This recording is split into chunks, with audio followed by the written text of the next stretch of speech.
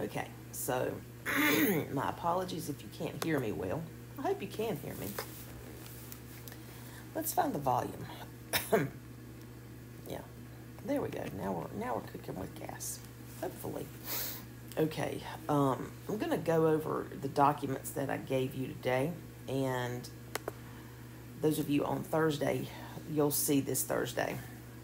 Actually, you'll see it today, because I'm going to share it with everybody. But let's go into Acrobat. Okay, so we're going to start talking about other blood group systems now, and RH is the next immunogenic blood group system behind ABO. Remember, what that means is that it's so powerful that if you come in contact with an antigen from a donor and you don't have that antigen, you're going to make an antibody, okay? So, ignore the part 2 piece here, not a big deal here, but I wanted to go over these questions because they're going to spark information that is critical that you need to know, or that you probably don't need to know. The RH blood group system is what we call polymorphic. Polymorphic means that, if I can get my, there we go. So we're going to say, yes, polymorphic means that you can have an expression of more than one gene on a locus, okay? So, as with A and B, A and B, you can have both antigens and they're codominant. Polymorphic means that in this situation, there might be as many as 3 or more different antigens on the same locus, and they all could be expressed. So, we're going to say more than one antigenic expression from an individual locus, okay? All right. What antigens do we focus on in the RH system? In the RH system, we look specifically at D, big C, big E, little c, and little e, and combinations thereof. It should be understood that there is no little d antigen. You either have D and are Rh positive, or you don't have D and are Rh negative. We use D just to designate, little d, to designate the lack of the antigen. Okay, all right. When was the Rh blood group system discovered? You know what?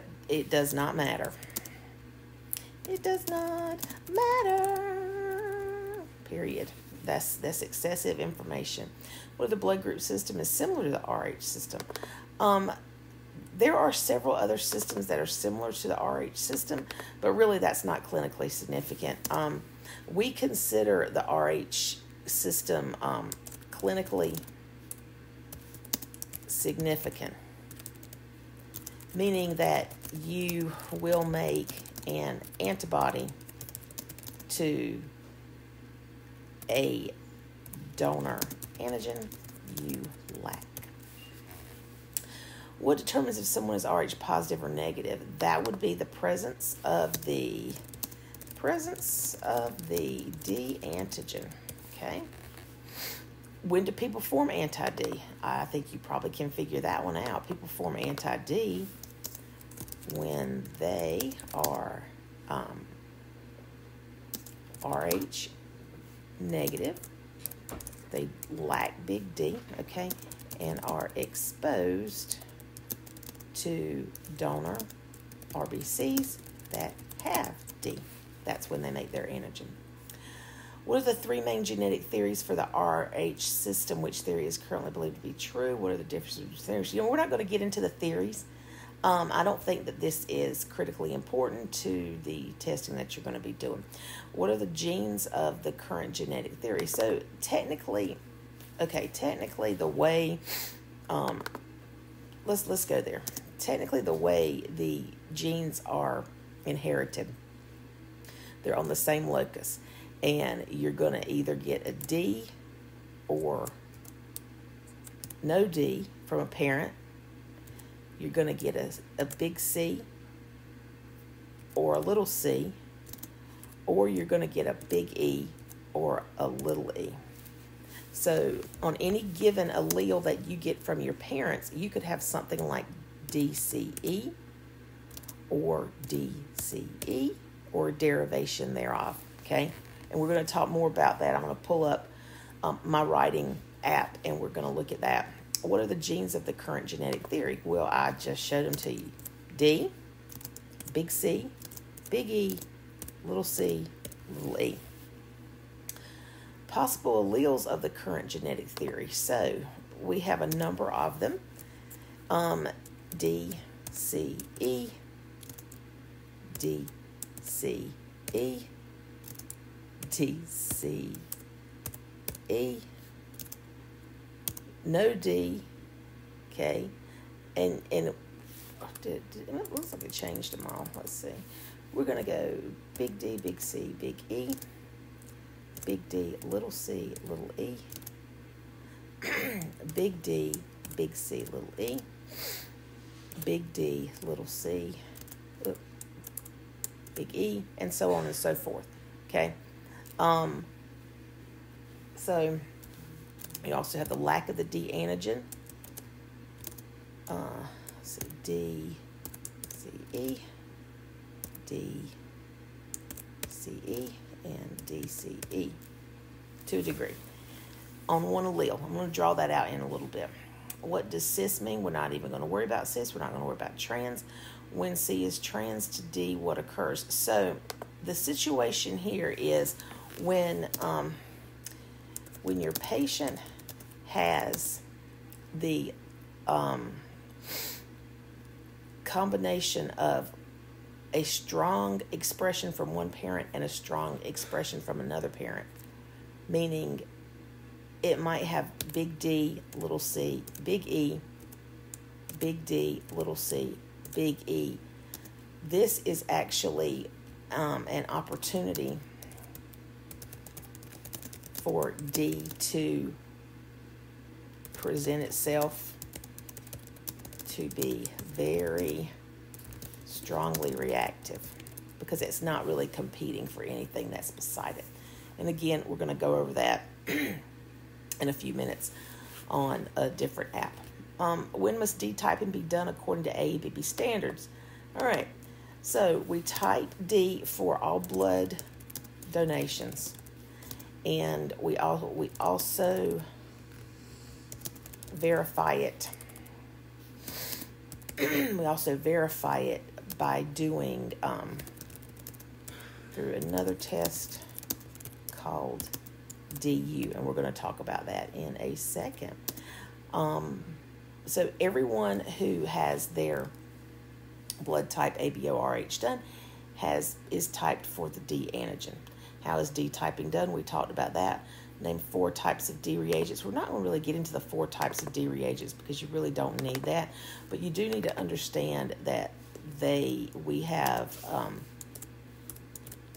polyclonal, okay, meaning that it can detect variations of the D antigen, okay. Any given epitope might have a number of binding sites on it, so the D antigen might be made up of, let's say, 50 components in its whole, and it could have, let's say, 30 eliminated and still be detectable. If we have a polyclonal reagent, it gives us a greater chance to pick up that antigen. Let's see, which D reagent is most commonly used today? We're not going to worry about that. When using high protein D reagent, okay. So whenever you use a high protein reagent, protein coats cells, right? Protein can cause cells to stick together, rouleau. So when you use a high protein anti-D, you have to add in a patient RH control, which is saline and patient RBC suspension. or patient plasma and patient RBC suspension. This just proves no auto-agglutination. All right. We must a control be run when using a monoclonal D antigen. So we just talked about that, okay? So anytime you use a high protein, oftentimes a monoclonal is a high protein anti-D reagent, you're going to want to run that RH control just to make sure it does not clump on itself. How do we determine RH phenotype? The phenotype is determined the same way that we test ABO. So we literally test for the positive or negative presence of C, E, little c, little e.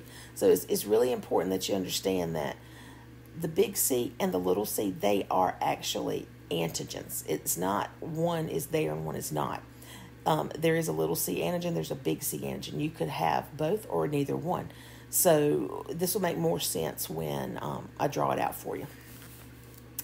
Once the RH type is determined, how do you determine what the most probable genotype is? Okay, we'll talk about that too.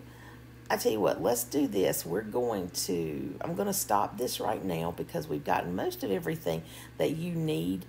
And if I need to come back to it, I will. So I'm going to stop this part of the video. What I recommend is you go back and take some notes on what I've said in here. So this is kind of like your PowerPoint consolidated into just the chunks that you really need right now. So I'm going to pop over to my Show Me app and start drawing some things for you. That way it'll help you a little bit.